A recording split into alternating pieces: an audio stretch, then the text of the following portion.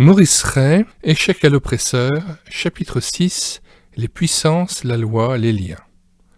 Ce n'est pas contre la chair et le sang que nous avons à combattre, mais contre les dominations, contre les puissances, contre les princes de ce monde de ténèbres, contre les esprits mauvais qui sont dans les régions célestes. Éphésiens 6, verset 12. Ce texte est le plus fréquemment cité quand il s'agit du combat spirituel et des armes du chrétien. Il n'a pas encore retenu notre attention. Et pour cause. La révélation qu'il apporte est si fondamentale qu'une place particulière devait lui être faite. Pour en saisir l'importance, il faut l'éclairer par d'autres passages de l'Écriture. Le deuxième commandement du Décalogue nous interdit de nous faire une quelconque représentation des choses qui sont dans les cieux. Exode 20, verset 4. Par cette mise en garde, Dieu veut sans doute prévenir nos justes réactions devant ce constat éprouvant. Dans l'histoire de notre monde, la souveraineté du Dieu d'amour, de justice et de bonté se trouve en beaucoup d'occasions démentie par l'action souvent abominable des puissances de mensonge, de méchanceté et de corruption, à croire qu'elles échappent à l'autorité divine. Les essais d'explication de cet état de fait n'apportent pas toujours lumière et apaisement. Faut-il relever qu'ils sont pour la plupart le fruit de raisonnements strictement humains, on devrait dire avec Paul de tâtonnement, acte 17, 27, et méconnaissent la représentation des choses que Dieu nous donne par sa parole. Pour éviter de nouveaux malentendus et engager nos lecteurs dans une réflexion conforme à l'Écriture, il nous paraît nécessaire de rappeler ici quelques vérités élémentaires. A. Le monde visible n'est qu'une partie de l'ensemble de la création. B. Une autre partie, les cieux créés avant la terre, est peuplée de créatures différentes des créatures terrestres. Invisibles à nos yeux de chair, elles ont une activité en rapport avec notre création. C. Notre perception immédiate de la réalité se limite aux choses visibles, palpables et mesurables. Notre connaissance même biblique de l'invisible est tributaire de représentations, d'images et de paraboles. Ce que Paul explique aux Corinthiens en parlant du miroir des choses créées,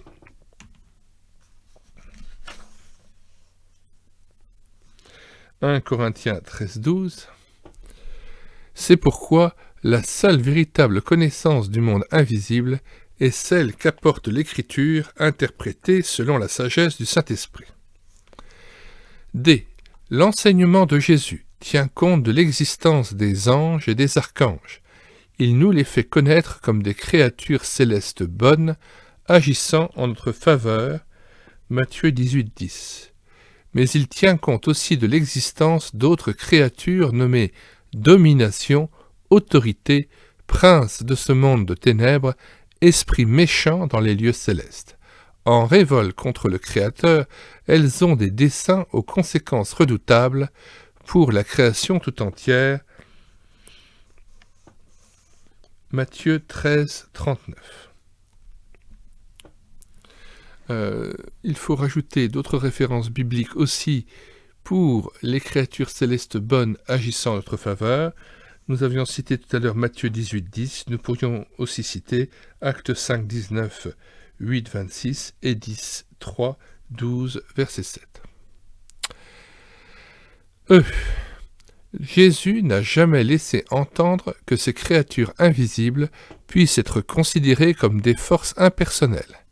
Il s'adresse à elles comme à des êtres ayant leur propre identité, leur propre caractère, leur propre nom, c'est-à-dire aussi leurs propres possibilités, leur propre responsabilité et leur propre histoire. F.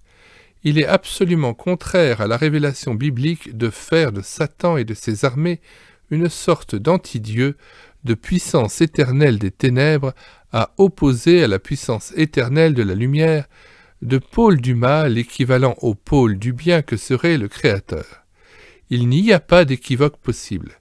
C'est moi qui suis Dieu, il n'y en a pas d'autre, dit le Seigneur par la bouche d'Ésaïe. Ésaïe 44, verset 6. C'est pourquoi toute invocation à l'une quelconque des puissances célestes, tout recours à leur intervention, ce sont là les agissements des religions païennes et des praticiens de l'occultisme, sont sévèrement condamnés et tenus pour de l'idolâtrie. Seraient-elles invoquées, elles exercent en notre vie une autorité qui interfère avec celle de Dieu et nous détourne de lui. Elles tiennent lieu de représentation divine.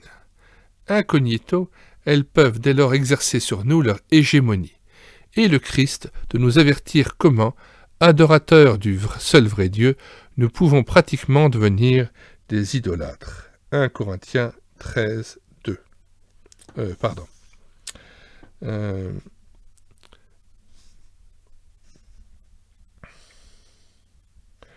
1 Corinthiens 13, 2. Alors, non, c'est Matthieu 6, 24. Au risque de peiner certains frères qui, dans leur culte personnel ou communautaire, font large place à l'icône, il faut rappeler que l'importance qu'ils accordent à la représentation visuelle de la Trinité ou de créatures angéliques peut devenir une transgression du deuxième commandement selon l'Exode 20, 4 à 6. En effet, à cause même de l'importance qu'ils lui donnent, cette représentation pourrait permettre à une créature céleste d'exercer sur eux une action extérieure à la médiation de Jésus-Christ. L'invocation, donc, je voudrais revenir aussi à la petite note concernant l'idolâtrie dénoncée dans Exode 20, 3 à 5. De la même manière, toute divinisation, c'est-à-dire promotion au rang de valeur absolue d'une vérité, la justice, le beau, l'unité d'un esprit, d'une doctrine, d'une classe, le parti, le social, la bourgeoisie, le prolétariat, d'une chose, l'argent, le sport, le travail, la nation, d'une personne, le chef, la vedette, tombe sous la condamnation du deuxième commandement qui, dans Exode 23 à 5, dénonce l'idolâtrie. G. Il est capital de souligner que Satan et ses armées, au même titre que toutes les créatures terrestres, sont créées par Dieu. Colossiens 1,15. Et l'Écriture précise sans équivoque possible que tout ce que Dieu a créé est bon. 1 Timothée 4,4. Il est donc insensé de raisonner à partir d'une création dans laquelle Dieu aurait placé volontairement au ciel et sur la terre des êtres originellement mauvais, prédestinés à faire le mal et, comble de contradiction, tenus de lui en rendre compte éternellement. H. Particulièrement élevé en dignité et pouvoir, Satan est l'animateur de tout le mal qui se commet sur la terre. À l'accomplissement de ses desseins insensés et déicides, il a entraîné une multitude de créatures célestes. Il s'est aussi acharné à faire de l'homme son complice, c'est-à-dire l'instrument de sa divinisation universellement reconnue. En note 5, ce dessein, épaulé par une chrétienté apostate, est aujourd'hui visible universellement. Il a pour religion un humanisme scientifique, matérialiste, définitivement débarrassé de Dieu et travaillant à l'établissement sur terre d'une société fraternelle et juste, acquise à la paix et à la liberté grâce à l'effort conjugué de tous ceux qui la constituent. Cette idéologie assure que les efforts de l'homme et ses sacrifices aboutiront au paradis retrouvé. Ce sera l'œuvre de chefs salués comme les bienfaiteurs et les sauveurs de toutes les nations. L'un d'eux sera l'incarnation d'un Messie non plus envoyé par Dieu, mais sorti du milieu des hommes, revêtu de toute la puissance que lui conférera son véritable maître Satan. La Bible lui donne le nom d'Antéchrist, 1 Jean 8, 22, 2, 2 Thessaloniciens 2, 3 à 12.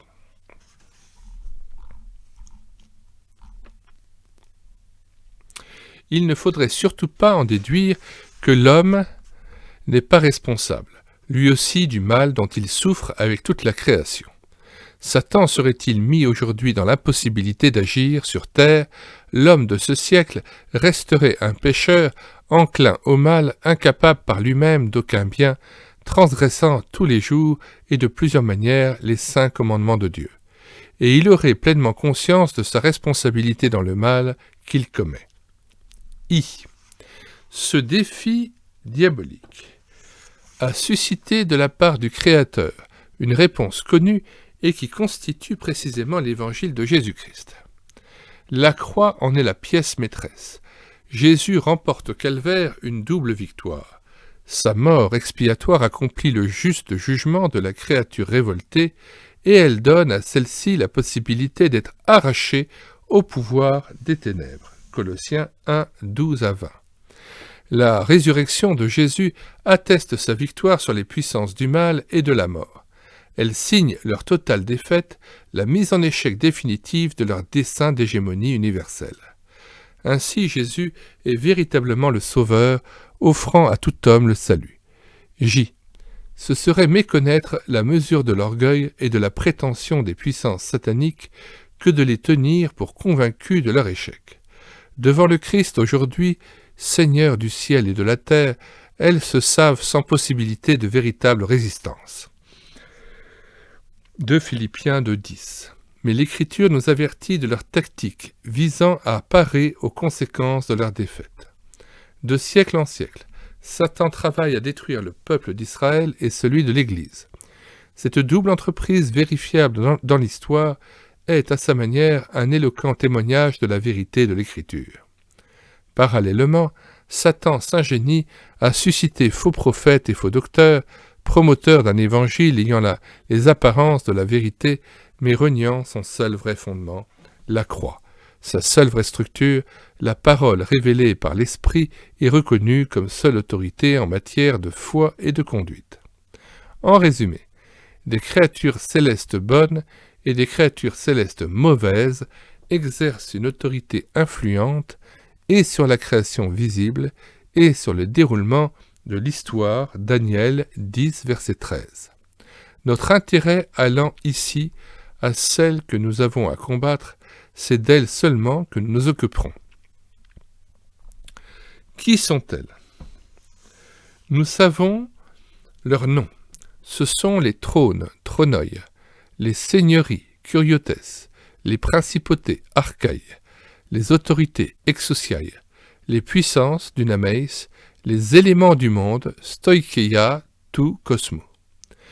Il est intéressant de noter que le psaume 110 est le plus souvent cité dans le Nouveau Testament. Or, il prophétise la victoire du Seigneur sur les puissances ennemies, ce que soulignent également les épîtres, celle de Paul en particulier, à chaque fois qu'il est question de ces puissances. Galates 4, 3, 9, Éphésiens 1, 21, 3, verset 10, Colossiens 2, 10, 15, confère aussi Hébreux 10, 13. L'apôtre démontre que le Christ a mis fin à leur hégémonie, qu'il a jugulé leurs prétentions et les a dépouillées du droit qu'elles avaient acquis et prétendaient garder sur la création tout entière. En note 2, on peut relever que les philosophies et les religions païennes leur font une grande place dans leurs spéculations et leurs mystiques. En astrologie, les puissances, par le biais des planètes et des signes du zodiaque, ont trouvé un support à leurs prétentions autoritaires. Cela explique les superstitions anciennes et modernes quant aux influences astrales et, parallèlement, les violentes diatribes des prophètes d'Israël, puis des apôtres de l'Église primitive, contre les sciences et les pratiques occultes et contre les cultes rendus à ces divinités. En effet, toute forme d'idolâtrie sert leur cause et contribue à leur hégémonie usurpée.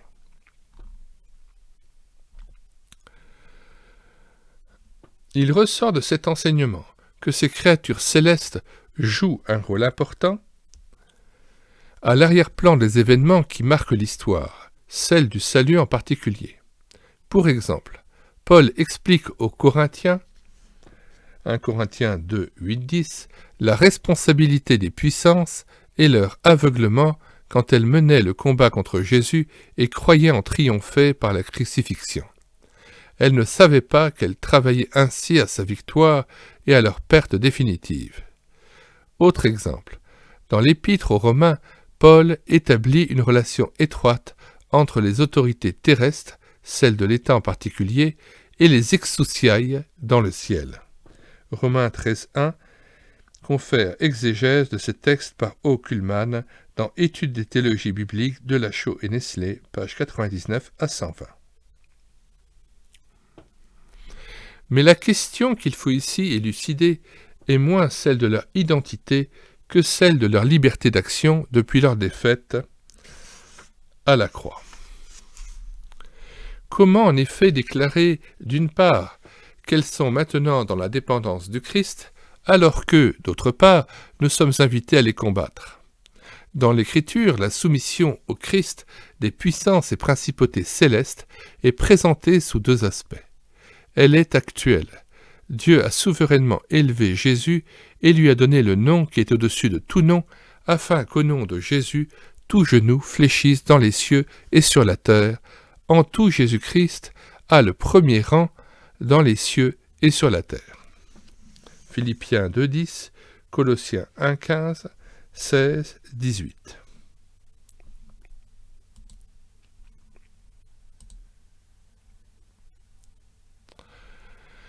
Mais par rapport aux puissances, cette seigneurie définitive est aussi présentée comme une réalité à venir, donc en cours d'accomplissement.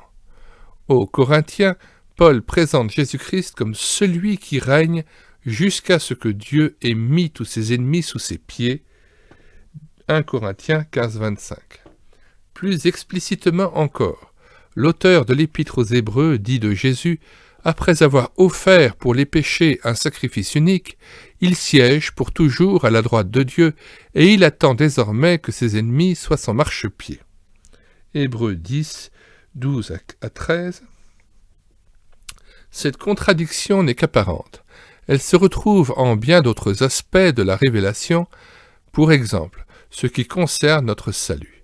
Nous sommes réellement sauvés par Jésus-Christ, et aucune œuvre de notre part ne peut rien ajouter à ce que le Christ a parfaitement accompli pour nous. Romains 3, 24 à 26. En même temps, nous avons à travailler à notre salut, à persévérer dans la foi si nous voulons obtenir ce qui nous a été promis. Philippiens 2, 12, Hébreux 10, 36.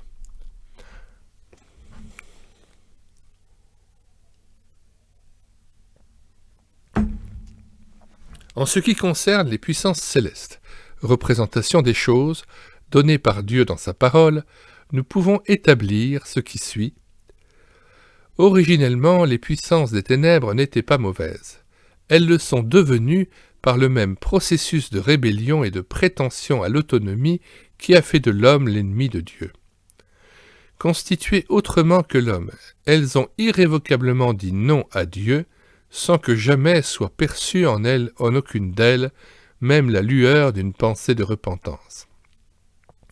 L'œuvre du Christ a mis fin définitivement à leur volonté d'hégémonie.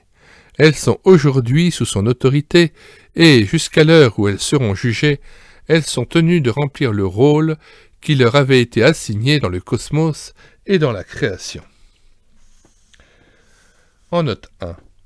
Un exemple typique nous est donné dans Ésaïe 19 où l'Éternel met fin à l'action de la domination à l'œuvre en Égypte, ou encore dans Daniel 10 où l'action de la principauté de la Perse est mise en échec par l'archange Michaël suite à la prière du prophète Daniel.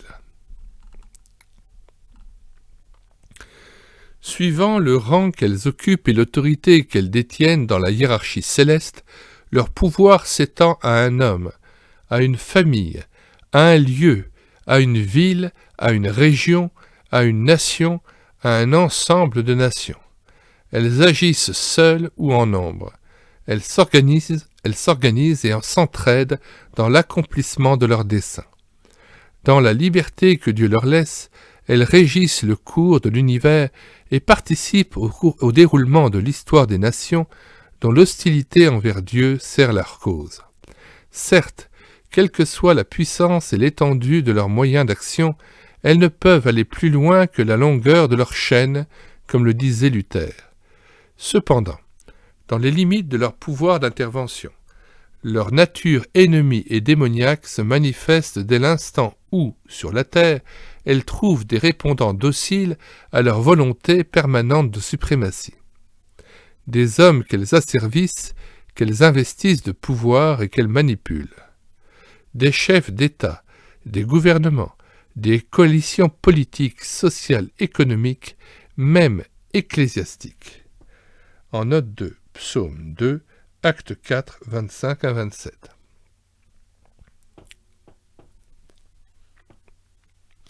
Il en sera ainsi tant que durera l'économie actuelle, le présent éon, dit l'Écriture. Éon, E-O-N. Il est intéressant de relever ici ce que Jacques Ellul écrit au sujet des puissances. Je reste fermement convaincu avec Barth et Kuhlmann que les exousiailles dont parle le Nouveau Testament correspondent à des réalités spirituelles. Elles sont caractérisées par leur relation avec le monde concret des hommes. Elles s'expriment dans des réalités sociales, humaines, interviennent à l'occasion de ce que l'homme fait et décide.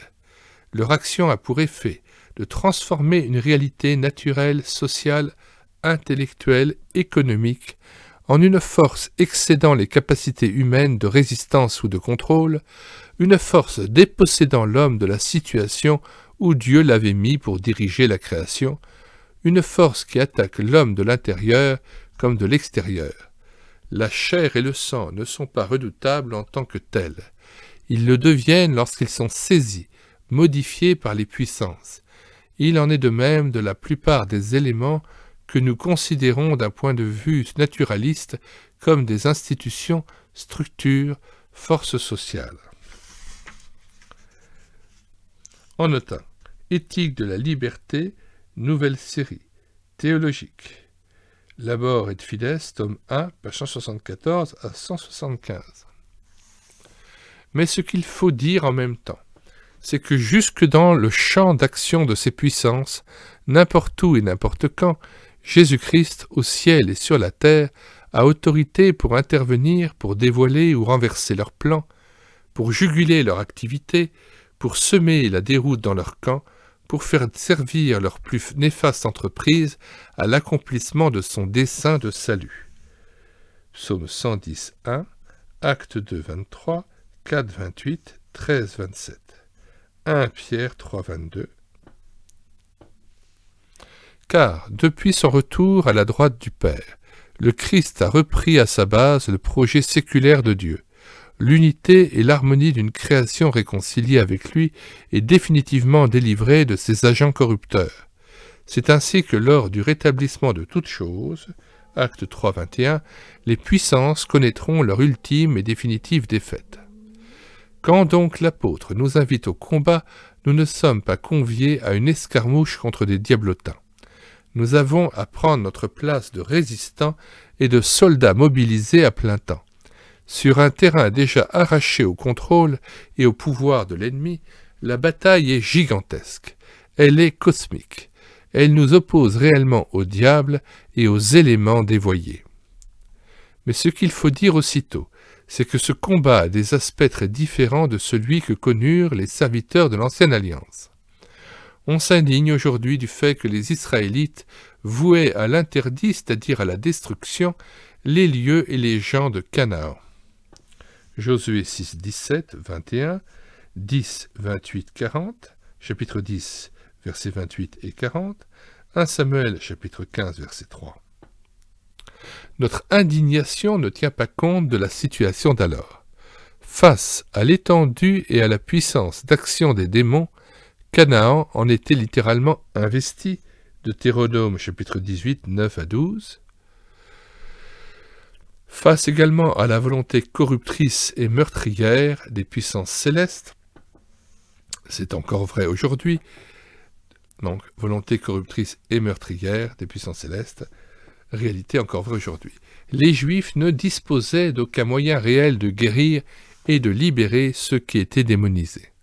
On peut donc comprendre que devant la menace dont ils étaient l'objet, cette action terre brûlée, en soi difficilement acceptable, ait été ordonnée à tout Israël comme la seule possible, aussi bien par le valeureux Josué que par l'humble et doux Samuel.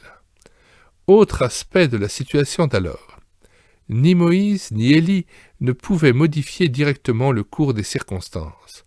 C'était en réponse à leur prière de foi ou alors par une intervention directe de Dieu que cessait telle plaie ou que s'arrêtait telle pluie. Exode 7, 1 à 4, chapitre 8, versets 8 à 9. Jacques 5, 17 à 18. Mais à partir de la victoire de la croix et de la seigneurie du Christ au ciel et sur la terre, une petite note, 2, Philippiens chapitre 2, 9 à 11, Hébreux 2, 14 à 15. Mais à partir de la victoire de la croix et de la seigneurie du Christ au ciel et sur la terre, il y a du nouveau sous le soleil. Une nouvelle économie est née.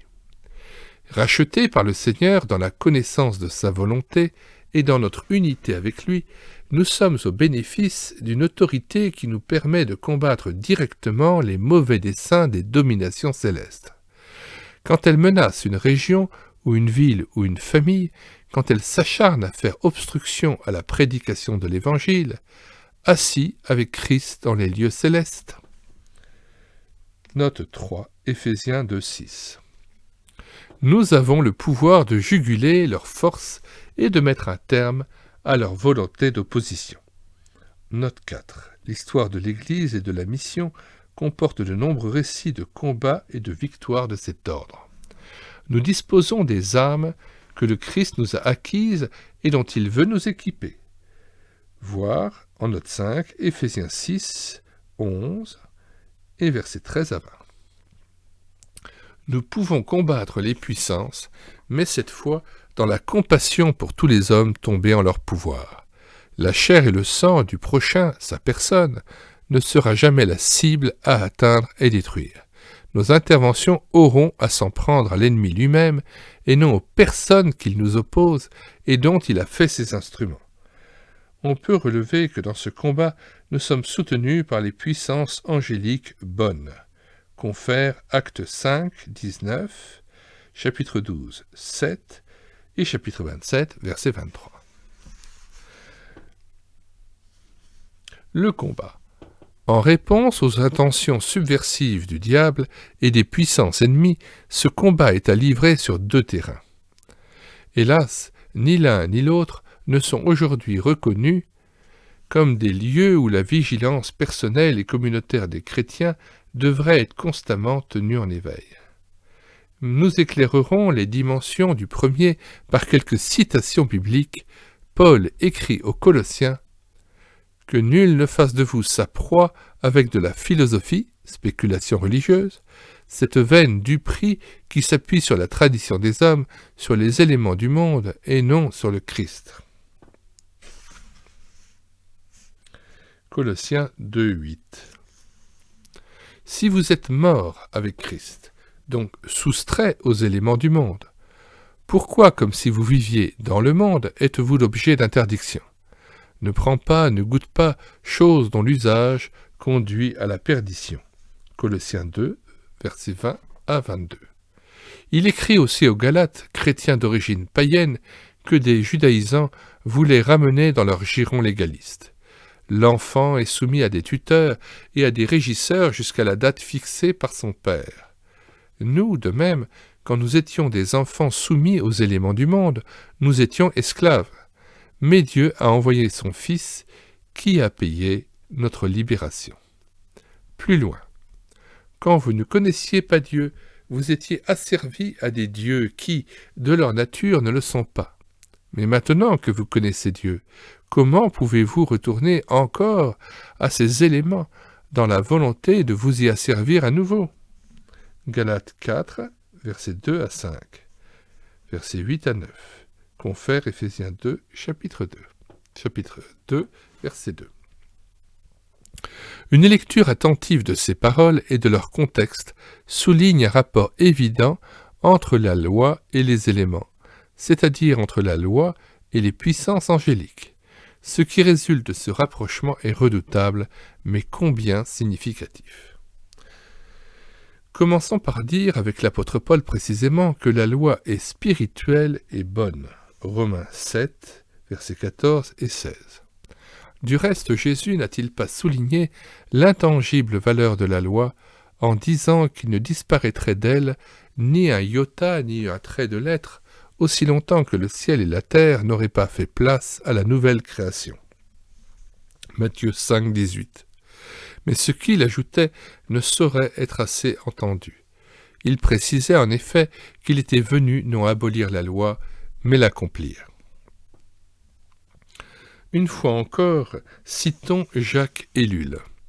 Dieu impose à l'homme un commandement, mais l'acte décisif et toujours renouvelé de l'homme consiste à séparer de cette parole celui qui l'a dit et à prétendre l'accaparer pour en faire sa propre parole.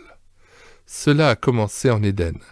La ruse satanique est à la source de ce détournement. Influencé par le serpent, l'homme sépare la parole entendue de celui qui la lui ordonne. L'homme sépare la parole entendue de celui qui la lui ordonne. Ainsi, il dispose du commandement pour lui donner à une autre portée, un autre sens.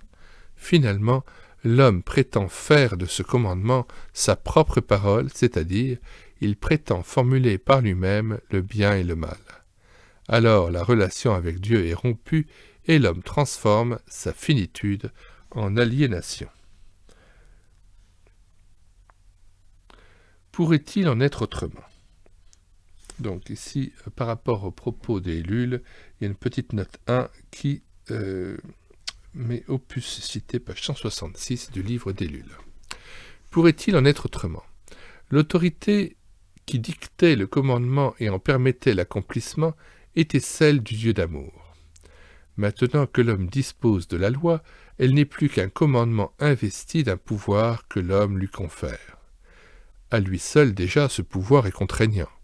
Mais il faut ajouter que cette contrainte opère dans une situation où la rupture intervenue entre Dieu et l'homme fait de ce dernier non seulement un être asservi à lui-même, mais encore une proie facile pour l'ennemi désireux de l'aliéner. Et c'est précisément par le moyen de la loi qu'il travaillera à cette aliénation. Devant les justes exigences de la loi, l'homme ou bien se culpabilise, ce qui ne change rien à sa propre condamnation, ou bien cherche à établir sa propre justice. Cela le conduit à des spéculations religieuses qualifiées par l'apôtre Paul de creuses du prix. Colossiens 2,8. Cela le conduit aussi à cette religion littéralement épuisante, le légalisme, qui fait de l'homme non pas un serviteur de Dieu, donc un disciple du Seigneur, mais un inquiet constamment préoccupé de satisfaire aux exigences de la loi. Y a-t-il en effet plus dérisoire tromperie ? Sa vie durant, l'homme s'astreint à une liturgie d'ascétisme, de privation, conjointe à une observation plus ou moins stricte de commandements. Aveuglé sur lui-même, il cherche et croit trouver dans le légalisme sa justification et sa sécurité. Il en arrive à se faire toutes sortes d'illusions sur lui-même, à mener une vie sectaire et frustrante en conséquence de ses opinions complètement erronées sur les exigences de Dieu, à prévoir enfin un avenir éternel aménagé selon ses propres idées. Ajoutons que selon ce légalisme, Dieu n'a qu'une face, celle d'un implacable justicier. Note 3. L'horrible histoire de l'Inquisition ne cesse de nous rappeler en effet à quelle caricature peut conduire le christianisme légaliste et apostat. Hélas, toujours à nouveau, de faux prophètes ou de faux bergers s'évertuent à le remettre en honneur. À la recherche d'une meilleure spiritualité, ils prônent aujourd'hui, par réaction contre le matérialisme et sa morale relâchée.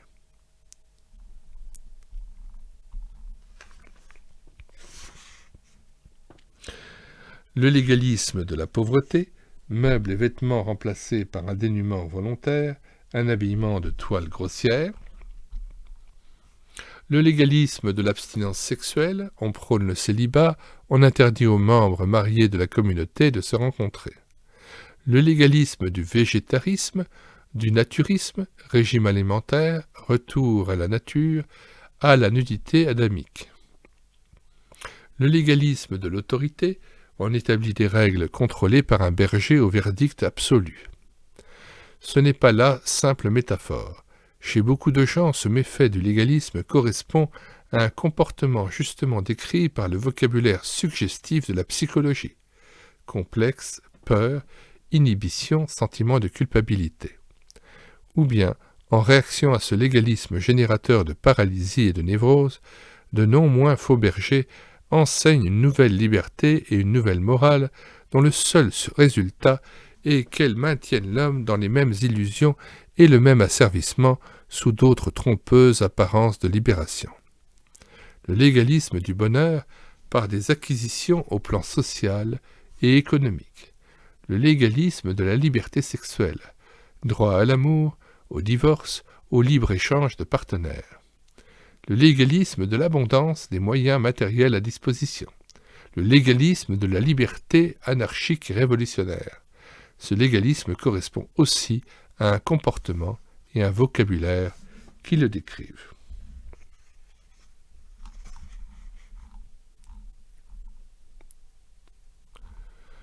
Il est significatif que dans l'évangile de Jean, le premier contact de Jésus avec les hommes soit caractérisé par cette parole de Jean-Baptiste. « Voici l'agneau de Dieu ». 1 Jean 1, versets 29 et 34. Non pas qui dénonce le péché du monde, mais qui ôte le péché du monde. Les chrétiens s'en souviennent-ils qui trop souvent commencent par dire aux gens « Si tu veux être chrétien, voilà ce que tu dois faire et ne pas faire ». Il est également significatif que parmi tous les hommes rencontrés par Jésus, celui duquel il est dit « Jésus l'ayant regardé l'aima », celui-là ait été justement un strict observateur de la loi. Devant l'offre d'une vie libérée, il préféra s'en tenir à sa position légaliste sous l'autorité de cette puissance céleste nommée Mammon. Matthieu 19, 16 à 26. On peut comprendre l'exclamation indignée de l'apôtre Paul « Ô Galates stupides, qui vous a envoûté » version Darby, « qui vous a ensorcelé » version Osterwald, « qui vous a enchanté » alors que sous vos yeux a été exposé Jésus-Christ crucifié. L'usage de telles expressions n'est pas fortuit. On sait bien qui est l'envoûteur, l'ensorceleur, celui qui procède par fascination, séduction ou enchantement. En effet, le légalisme est le terrain de prédilection des puissances célestes. Faisant état de l'origine divine du commandement, Paul dit que la loi fut promulguée par les anges. Galates 3, 19. Elles font appel à la dévotion du croyant, elles le persuadent de se faire le serviteur chevronné de toutes sortes d'exigences. Aussi, dans l'épître aux Colossiens, l'apôtre procède-t-il à une remise en ordre qu'il voudrait libératrice. On pourrait écrire aussi désenvoûtante. Il écrit « Ne vous laissez pas frustrer de la victoire par des gens qui se complaisent dans une dévotion, dans un culte des anges. Ils se plongent dans leur vision et leur intelligence charnelle les gonfle de chimères. » Colossiens 2, 18. Mais n'allons pas croire que les dévots soient les seules victimes de ce légalisme aux mains des puissances. Qu'ils s'affichent à l'enseigne du politique ou à celle du matérialisme athée, les servants des idéologies actuelles sont eux aussi sous l'asservissement des autorités et des dominations célestes. Cela est patent en chacune de ces idéologies. Le sectarisme y sévit avec une rigueur impitoyable, portant la marque de celui qui l'inspire et dont l'Écriture nous dit qu'il est meurtrier dès le commencement. Et l'on s'étonne des goulags, de la torture, du monde concentrationnaire auquel conduisent ces chauvinismes. Et l'on nous affirme ne pas comprendre qu'à l'âge adulte de cette moderne culture, on en soit encore là.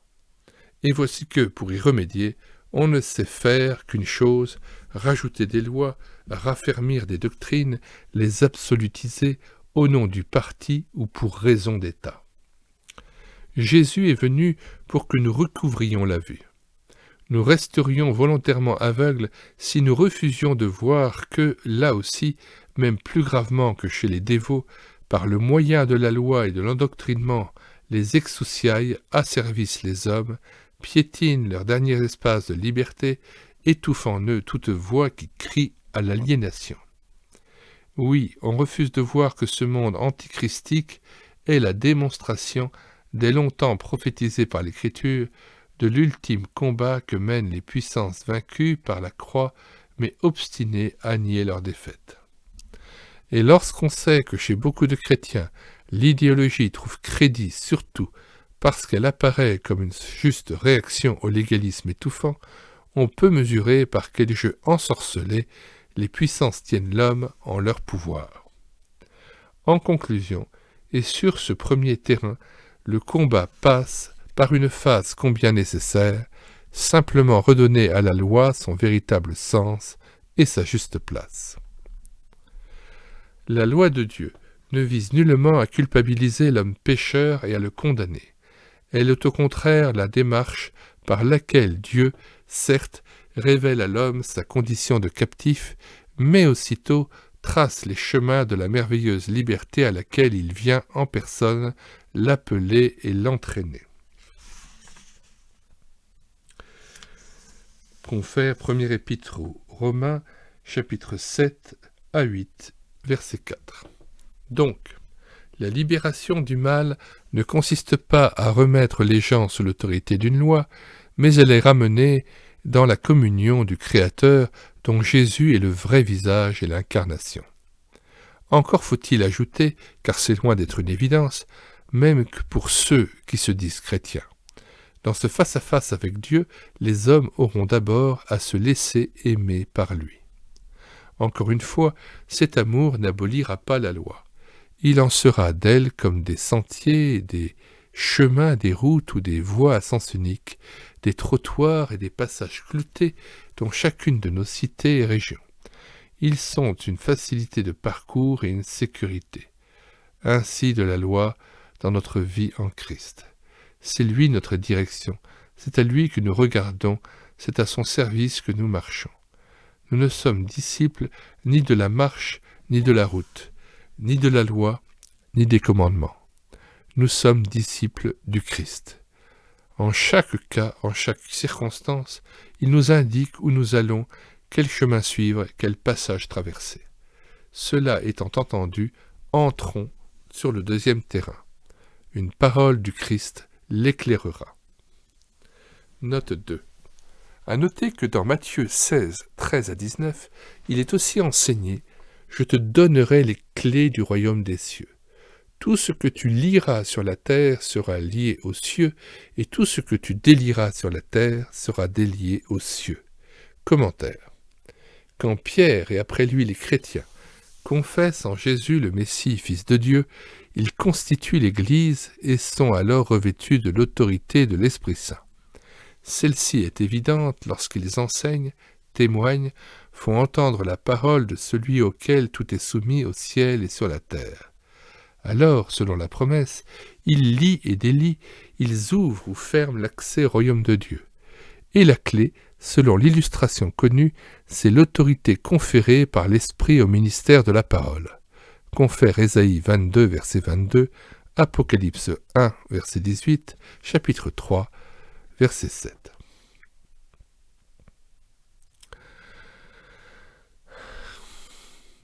Je relis la phrase avant cette note 2. Cela étant entendu, entrons sur le deuxième terrain. Une parole du Christ l'éclairera. Si ton frère a péché, va le trouver, et reprends-le seul à seul. S'il t'écoute, tu auras gagné ton frère. S'il ne t'écoute pas, prends encore avec toi 1 ou 2 frères, afin que toute l'affaire soit liquidée sur la déposition de 2 ou 3 témoins. S'il ne les écoute pas, dis-le à l'Église, et s'il n'écoute pas l'Église, qu'il soit pour toi comme un païen et un publicain. En vérité, je le déclare, tout ce que vous lirez sur la terre sera lié dans le ciel, et tout ce que vous délierez sur la terre sera délié dans le ciel. En vérité, je vous le dis encore, si 2 d'entre vous s'accordent dans leur requête au sujet de n'importe quelle affaire, mon Père céleste le leur accordera. En effet, là où 2 ou 3 s'assemblent en mon nom, je suis au milieu d'eux. Matthieu 18, 15 à 20. Disons d'abord que certains aspects de cette exhortation prendraient davantage de relief encore si nous nous souvenions que cette péricope dans Matthieu fait suite à l'histoire de la brebis perdue. Le propriétaire, Dieu le Père, met tout en œuvre pour la retrouver et dit sa joie d'y avoir réussi. Sous l'éclairage de ce bonheur de Dieu, retrouvant sa créature égarée, revenons au texte qui lui fait suite. Comment l'Église a-t-elle reçu cette exhortation à rejoindre tel frère défaillant? Elle y a discerné une marche à suivre quand s'égarait l'un des membres de la communauté. Il n'y a rien à redire à cette compréhension du texte, sinon que sa mise en pratique demande beaucoup de grâce et de sagesse, ce qui explique peut-être que dans l'Église, la démarche proposée soit trop souvent remplacée par un mutisme gêné. L'expérience rend d'autant plus prudent qu'elle n'est pas toujours concluante. Il faudrait réfléchir aux difficultés rencontrées et se demander d'abord si l'enseignement du Christ n'a pas été entendu avec une oreille faussée par le légalisme. En effet, 9 fois sur 10, le coupable prête aux paroles de ses frères la tonalité de l'accusateur. Apocalypse 12, verset 10, et non celle du Saint-Esprit. Ils ne voient pas dans leur démarche une promesse de libération, mais une intervention de la jurisprudence ecclésiastique. Aussitôt, l'histoire de la poudre et de la paille encombre son entendement. Matthieu 7, verset 5. Et le fait d'être à deux pour le convaincre ne le rend pas nécessairement plus accessible. Dans un tel état d'esprit, sans E majuscule, l'intervention de la communauté donne à penser aux fautifs qui les conduit devant un tribunal du peuple. Il est vrai que l'histoire des exclusions ou des excommunications dans telle église ou communauté est de triste mémoire en dépit de tout le miel des propos qui les accompagnaient. Ces difficultés reconnues tiennent une fois de plus à une interprétation légaliste du commandement et non au clair enseignement de Jésus. En recourant à l'illustration de la brebis perdue, il décrit en effet une situation à ne jamais oublier, quelles que soient les apparences contraires. L'homme pécheur, donc éloigné de Dieu, souffre de sa situation quoi qu'il en dise, et inconsciemment peut-être, lui le premier, serait réjoui d'en être libéré. À partir de ce premier fait, à ne jamais négliger ou omettre, la démarche des personnes appelées à ramener l'égaré connaît 4 étapes. La succession et l'éventuelle nécessité des 3 premières s'expliquent sans peine. Quant à la 4e, elle peut nous paraître surprenante puisque l'opération ultime proposée a des effets jusque dans le ciel. De l'échec auquel pourraient aboutir les 3 premières étapes, nous ne retiendrons que la conclusion, qu'il soit pour toi comme un païen. Une note de la Tobe, traduction œcuménique de la Bible, traduit « Ne t'en occupe plus, tu n'en es plus responsable ». Singulier commentaire qui démobilise le chrétien à l'heure où, comme le Père patient et miséricordieux, il aurait tout au contraire à reprendre sa tâche d'évangéliste. Ce n'est pas sans raison si un homme en faute ne veut rien savoir de la démarche successive d'un frère, puis de 2 frères, puis de l'Église entière. Son comportement atteste, ou bien qu'il ignore l'essentiel de l'Évangile, ou bien qu'il se trouve lié par les puissances. Comment agir? Dire à cet homme que tout est possible à Dieu et que l'intervention du Christ aura pour résultat une libération de son état malheureux, c'est fort bien, à condition que nous soyons assurés que ce frère connaît véritablement l'Évangile. Or, l'expérience montre que trop souvent les chrétiens savent théoriquement les promesses et les ordres du Seigneur, mais ignorent l'essentiel de l'œuvre première qu'il doit accomplir dans toute vie d'homme. La régénération, appelée aussi la nouvelle naissance. 1 Jean 3, 3, 7. C'est à la croix qu'elle nous est démontrée, c'est dans l'Épître aux Romains qu'elle nous est expliquée. Rappelons-le brièvement. Dans cette lettre de Paul, L'important, c'est d'abord donner à la foi, puisque sans elle, nous ne saurions rien obtenir, rien accomplir. Puis, au chapitre 6, nous est transmis la plus extraordinaire des informations. À la croix de Golgotha, par la mort du Christ, Dieu a définitivement réglé notre sort. Là, une fois pour toutes, nous avons été jugés, condamnés, et la sentence a été exécutée. Notre vieil homme, pécheur, est mort, véritablement mort. Par le Seigneur lui-même, nous sommes invités à croire cela. Considérez-vous comme mort, puisque vous êtes mort à l'heure où je mourrai à la croix. C'est un fait établi et déclaré par Dieu. C'est même un ordre. Considérez-vous. Bien sûr, et pour autant, le péché n'a-t-il pas quitté ce monde? Mais si, par la foi, j'accepte d'être mort avec Christ, je suis soustrait à la domination du péché. Je ne suis plus son obligé serviteur. Cette délivrance est aussi réelle qu'est réelle la mort de Jésus-Christ. Mais il y a un second fait dont je suis informé. Il est lui aussi définitif et capital. Considérez-vous comme vivant pour Dieu. Jésus est ressuscité. Par la foi, j'étais un avec lui dans sa mort. Par la même foi, j'entre avec lui dans sa vie de résurrection. C'est pourquoi l'occupant de ma vie, le péché, a définitivement et doublement perdu son pouvoir sur moi. En effet, dès lors, un autre s'offre à prendre sa place. Heureusement pour moi. Dans mon passé, j'étais dominé par mon vieil homme pécheur. Aujourd'hui, dans les structures qui me constituent encore et que l'Écriture appelle ma chair et mon sang, je ne saurais régir seul ma vie. C'est pourquoi j'accepte que le Christ non seulement soit mon sauveur et mon libérateur, mais qu'il soit le Seigneur par la force duquel, dès lors, la victoire sur le péché, l'accomplissement de la volonté de Dieu, deviennent possibles dans ma vie. C'est là qu'intervient avec la foi la libre volonté. C'est un choix à opérer constamment. Dans l'épître de Paul, cela est traduit par « étant devenu vivant, donnez-vous vous-même à Dieu, offrez vos membres comme des instruments de justice. » Watchman Nee explique cela par une parabole éclairante. Voir le livre La vie chrétienne normale, page 114, édition Un témoin, 1 rue Offenbach, Paris 16e.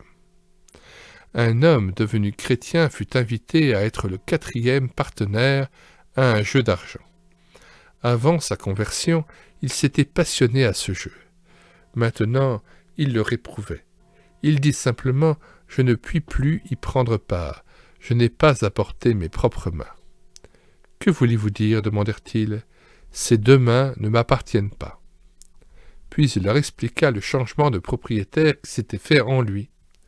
S'il est vrai que la réprimande d'un frère reste une démarche difficile, de toute manière elle n'est possible qu'à l'enseigne d'une volonté de pardon et d'amour fraternel. Bien évidemment, cela requiert plus que des mots. Il faut l'action du Saint-Esprit pour qu'il soit agréé. En note 1. La rencontre avec celui qui a fauté peut être rendue difficile par ceux-là même qui interviennent et en dépit du fait qu'ils ont invoqué le secours de l'Esprit Saint. En effet, il ne suffit pas de l'appeler à l'aide. Encore faut-il lui laisser liberté d'action. Cette vérité de la palisse est souvent méconnue de ceux qui se soumettent à une obéissance n'ayant que les apparences d'une vie de disciple. Cela est plus fréquent qu'on ne le pense. On sait que l'obéissance de la foi ne peut être efficace que dans une réelle communion avec le Seigneur lui-même. Or, sur le fondement de l'Écriture, il est relativement aisé d'établir une doctrine biblique de la plus pure orthodoxie, correspondant par certains aspects et toute proportion gardée à un droit canon romain. Une piété ainsi ordonnée peut se dire évangélique et se réclamer du nom du Seigneur, voire de son Saint-Esprit. En réalité, à l'insu de celui qui la pratique, elle peut devoir davantage à un doctrinarisme évangélique qu'à la personne du Seigneur lui-même. Sous cet éclairage, la marche dans la foi Conséquemment, toute démarche de cet ordre est une fois encore confondue avec un comportement légaliste paralysant l'action de l'Esprit Saint pourtant invoqué. Revenons aux propos de Maurice Ray.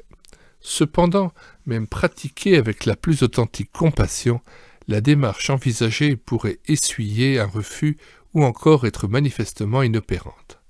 En l'un et l'autre cas, nous ne saurions admettre que l'interpellé demeure dans cet état répréhensible. Ainsi que nous l'avons relevé, l'ordre du Christ d'avoir à considérer le coupable comme un païen n'est pas à confondre avec un lâchage. À preuve l'assurance donnée. Je vous le dis en vérité, tout ce que vous lirez sur la terre sera lié dans le ciel, et tout ce que vous délirez sur la terre sera délié dans le ciel. Aussitôt suivi de cette seconde promesse, je vous le dis en vérité, si deux d'entre vous s'accordent sur la terre pour demander une chose quelconque, elle leur sera accordée par mon Père qui est dans les cieux. En d'autres termes, quand un frère, en dépit d'exhortations charitables, s'avère sans force devant le mal qui le tient captif, notre intervention doit devenir une prière à deux, jointe à une action de liement, L-I-E-M-E-N-T, et de déliement. Ce langage n'était pas étranger à des oreilles juives habituées aux psaumes et à certains textes prophétiques. Au sens propre comme au sens figuré, le lien nous prive partiellement ou totalement de notre liberté d'action. Il nous retient, il nous impose son pouvoir, il nous maintient captifs. Tu as délivré mes pieds de la chute, tu as détaché mes liens, dit David avec reconnaissance au psaume 116, versets 8 et 16. Le méchant est pris dans les liens de son péché, déclare Salomon. Proverbe 5, 22. Ésaïe nous invite à dénouer les liens de toutes les servitudes. Ésaïe 58, verset 6. Tu es dans les liens de l'iniquité, dira Pierre à Simon le magicien. Acte 8, verset 23. Plus ou moins consciemment, tout homme se trouve relié à un raison d'habitude, de pensée, de tradition, de manière d'agir ou de réagir, qui ne tiennent pas à lui seulement, mais à la famille dans laquelle il a grandi, à la société humaine dans laquelle il a encore sa place. Une sorte d'étude écologique ferait ressortir les nombreuses sphères d'influence souvent délétères dans lesquelles, intellectuellement et moralement, demeure l'homme que le Christ est venu libérer. À moins qu'elle soit une adhésion formelle à un système ecclésiastique ou à certaines vérités de l'Écriture, la conversion devrait nous faire passer des ténèbres à la lumière et de la puissance de Satan à Dieu. Acte 26, 18. Mais ce revêtement de l'homme nouveau s'accompagne de dépouillement. Il oblige à rompre des liens, à détacher des chaînes. Le pouvoir des clés, cette autorité conférée à l'Église, est accordé d'abord pour attester aux pécheurs repentants la grâce et le pardon du Seigneur. Mais il nous est aussi remis pour venir en aide à nos frères. Ils sont nombreux à connaître des difficultés plus ou moins grandes, suivant les péchés auxquels ils se sont adonnés autrefois, selon le train de ce monde, selon le prince dominateur de l'espace, selon l'esprit qui agit dans les enfants de rébellion, selon les convoitises charnelles. Éphésiens 2, 1 à 3. Après leur nouvelle naissance, beaucoup de chrétiens ressemblent à Lazare sorti du tombeau. Ils sont vivants mais encore prisonniers de leur bandelette. Jésus donne l'ordre aux disciples de les délier. Jean chapitre 11, verset 44.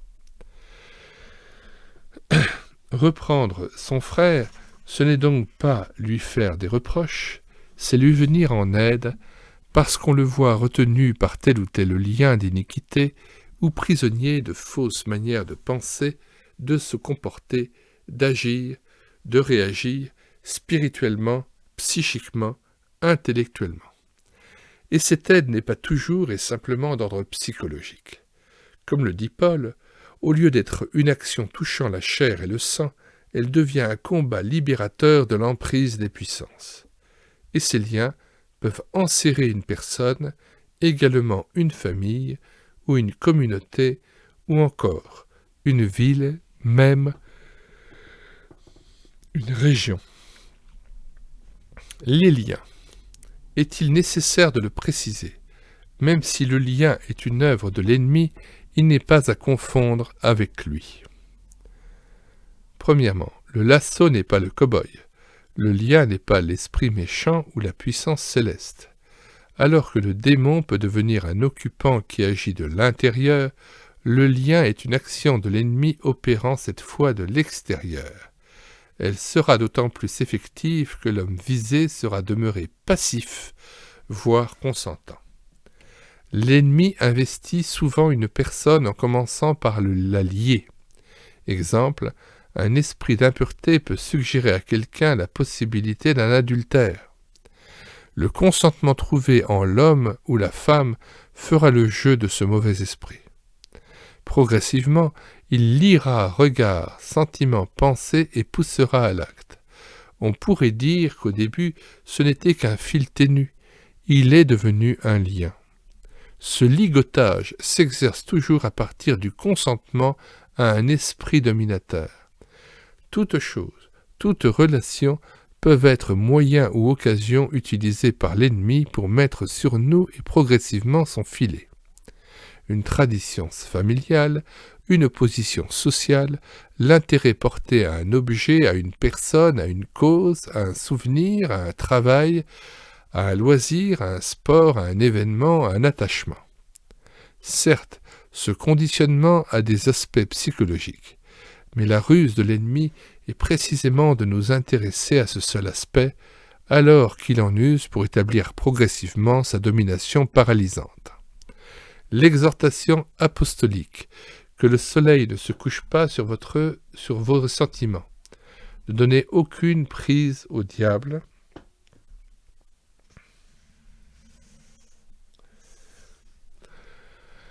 veut nous soustraire à cette volonté de l'ennemi de nous avoir à sa merci.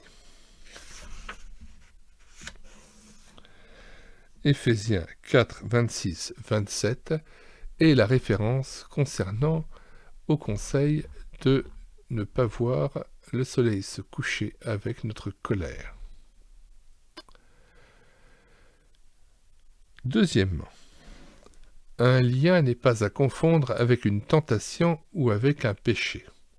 La tentation n'est pas le péché. Jésus a été tenté et n'a jamais péché. Hébreux 4,15. On peut être tenté par l'adultère et résister à cette tentation. On peut donc refuser et le péché et la tentation. Si l'adultère est un péché, Exode 20,14, le consentement à l'adultère, sans avoir encore trouvé l'occasion de le commettre, est aussi un péché. Matthieu 5, 28. On peut enfin être lié par la pensée de l'adultère sans avoir effectivement commis le péché d'adultère. 3. Il ne faut pas confondre le lien avec l'habitude, même si telle habitude peut offrir à l'ennemi un moyen de nous lier. Il y a de bonnes habitudes, il y a des habitudes recommandables et qui ne seront jamais un terrain d'action pour l'ennemi. Mais il y a aussi des habitudes propices au lien. L'exemple connu de l'alcoolique ou du fumeur est instructif.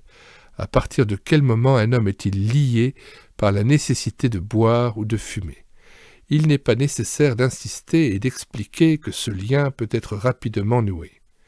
L'alcoolique ou le fumeur savent bien qu'il ne suffit pas de cesser de boire ou de fumer pour être libéré. La désintoxication au plan physiologique n'est pas encore la libération ou la rupture du lien. À preuve, les rechutes expliquées par un refrain connu et significatif. Ça a été plus fort que moi. 4. La sobriété des détails donnés par Luc dans son récit de la libération d'une femme liée depuis 18 ans. Luc 13, 10 à 17, ne permet pas de tirer de ce récit un enseignement absolument fondé. Cependant, les termes employés à décrire la condition de la malade et les effets de l'intervention de Jésus restent instructifs. l'habitation en elle d'un démon et ce qui en est résulté pourrait confirmer ce que nous relevions plus haut. À partir d'un lien, progressivement la maladie a été entravée dans son être physique. Elle s'est peu à peu courbée sans possibilité de se redresser. Satan est désigné nommément comme l'auteur de cet asservissement. L'expulsion d'un démon permettra à la femme de retrouver sa liberté de mouvement. On peut en déduire que le ligotage s'est fait de l'extérieur par l'action persévérante d'un méchant esprit. À son heure, il s'est installé en elle. Par ailleurs, rien n'indique que cette infirmité ait été progressive durant 18 ans. Elle s'est peut-être manifestée soudainement. De toute manière, l'intervention de Jésus est caractérisée par une rupture du lien, par une expulsion du démon, acolyte satanique de l'asservissement de cette femme. Faut-il prendre le soin de préciser qu'il serait insensé de considérer toute infirmité comme un lien satanique? Mais ce serait tout aussi erroné de lier la relation possible entre une infirmité et un lien. Il n'est pas possible d'établir la liste de ces liens. Au moins faut-il laisser entendre leur nombre et leur diversité. Les liens les plus fréquents tiennent à notre désobéissance aux 2 premiers commandements. Les 4 péricopes tirées du livre des Actes nous y rendaient attentifs. On pourrait les appeler les liens de l'idolâtrie, de l'occultisme, de la superstition. Liens établis lors de contacts avec des guérisseurs, des radiesthésistes, des yogis, des gourous. Liens qui attachent à des objets, à des amulettes, à des bijoux porte-bonheur marqués de signes astraux, à des médailles, à des talismans, à des mascottes au pouvoir protecteur. Liens qui ont pour effet des craintes et obligent à la recherche d'une sécurité dans la récitation de formules et dans l'observation de rites. Liens qui tiennent à des croyances inspirées de fausses doctrines religieuses ou d'idéologies politiques. Il y a ensuite les liens d'habitude, de manière de penser, d'éducation légaliste et sentimentale, d'affectivité contrariée ou déréglée, ceux résultant d'un comportement de passivité devant certaines situations, de désobéissance consciente et répétée, de sentiments contraires à la volonté de Dieu et pourtant tolérés, de compromission avec des forces du mal. Il y a enfin les liens de l'hérédité, de tradition familiale et sociale, de liaisons entrevues avec des personnes ou des groupes, ou des organisations, ou des systèmes qui nous conditionnent.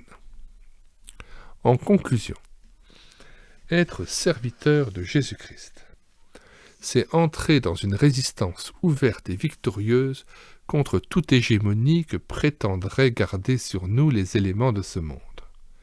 Pour mémoire, rappelons les armes défensives de ce combat: le casque du salut, la cuirasse de la justice, la ceinture de la vérité, le zèle et les bonnes dispositions, le bouclier de la foi.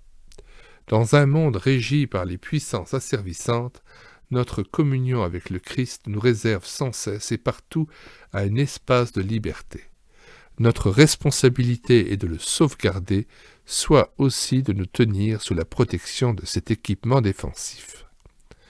Nous confessons que Jésus-Christ est notre Seigneur. Nous ne le disons pas devant les hommes seulement, mais devant les créatures célestes. Nous les informons de notre refus qu'elles puissent nous tenir en bride. Nous manifestons que, délivrés de la puissance des ténèbres, nous sommes déjà dans le royaume du Fils bien-aimé. 1 Colossiens 1,13. Certes, nous sommes encore de ce monde. C'est pourquoi, si, jusqu'à l'avènement du Seigneur, nous tenons compte de notre condition humaine, nous tenons compte aussi de l'existence des puissances et reconnaissons la part qu'elles ont encore dans le déroulement de l'histoire de cette création. Donc, nous les respectons, mais ce n'est plus d'elles que nous dépendons. Tout ce qui constitue la sagesse de ce monde, la gloire de ce monde, les traditions et le train de ce monde.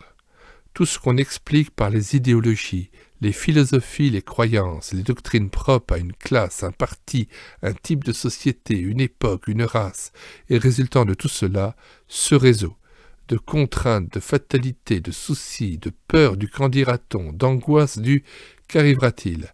En un mot, tous ces liens, nous les refusons, car Christ nous a affranchis. Mieux que cela, nous sommes appelés à en délier les autres. En effet, nous disposons d'une arme offensive que peut mouvoir la force surnaturelle de la prière personnelle et commune. Cette arme, c'est l'épée de l'esprit, c'est-à-dire la parole prophétique, la parole inspirée, la parole que Dieu nous donne de prononcer avec autorité. En tout temps, en tout lieu, en toutes circonstances. Cette épée coupe les liens, défait les bandelettes, rompt les chaînes, débride les abcès, renvoie libres ceux qui sont dans l'oppression. Dieu accomplit ce qu'il promet et ce qu'il ordonne. Quant au nom de Jésus-Christ, nous lions sur la terre, c'est-à-dire paralysons l'action asservissante des puissances, cela s'accomplit dans le ciel. Quand, au nom de Jésus-Christ, nous rompons sur la terre les mailles du filet qui tient les hommes captifs du dominateur de ce siècle, cela s'opère dans le ciel. Les éléments demeurent impuissants lorsque, revêtus de l'armure, nous agissons au nom du Seigneur, avec cette arme invisible qu'est la parole de Dieu. Les démons ne sont pas à confondre avec les puissances. Les premiers s'efforcent de cohabiter dans l'homme, alors que les principautés célestes l'investissent plutôt de l'extérieur, en tout cas le régissent. C'est pourquoi, dans le ministère de la libération, nous sommes appelés parfois à délier les gens, parfois à chasser les démons. Mais nous sommes aussi appelés à lutter contre les puissances, à les rendre inoffensives, à leur ordonner de lâcher prise, donc à œuvrer de telle manière que les hommes découvrent la liberté que Jésus est venu nous rendre. Note 1.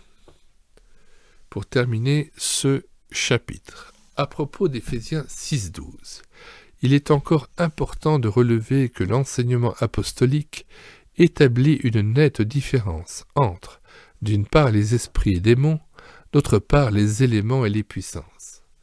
Ainsi que nous l'avons dit, ces derniers, même soumis à Christ, Colossiens 1,16, chapitre 2, versets 10 et 15, ont encore la possibilité d'agir contrairement à la volonté de Dieu, Éphésiens 2, verset 2, dans le cosmos, sur la terre, dans l'histoire, à la direction des États et sur le plan culturel en général.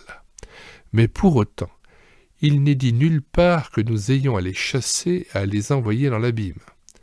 Autre détail à relever, les puissances célestes ne cherchent pas un lieu, un corps où habiter. Les démons, oui, Matthieu 12, 43. Alors que les démons savent pertinemment qui est Jésus et confessent sa messianité. Jusqu'à l'ascension, les puissances ne l'ont pas reconnu, ignorent encore le dessein de Dieu. 1 Corinthiens 2,8, Éphésiens 3,10. Relevons enfin à l'intention de ceux qu'étonnerait la traduction seconde d'Éphésiens 6,12, nous avons à lutter contre les esprits méchants. Que l'original grec pneumatica tes ponerias ne permet pas la confusion entre des esprits méchants et les puissances. Dans son commentaire du Nouveau Testament, édition Delachaux et Nestlé, tome 9, M. Masson traduit « Notre combat n'est pas contre la chair et le sang, mais contre les principautés, contre les autorités, contre les dominations de ces ténèbres, contre les puissances spirituelles de la méchanceté dans les cieux. » En résumé, notre action au nom du Christ doit chasser les démons. Vous pouvez télécharger ce livre de Maurice Ray, Échec à l'oppresseur, sur le site internet que nous avons créé, médiathèquechrétienne.fr, site dédié aux ouvrages non réédités, épuisés de la littérature chrétienne. Au revoir à tous et à bientôt.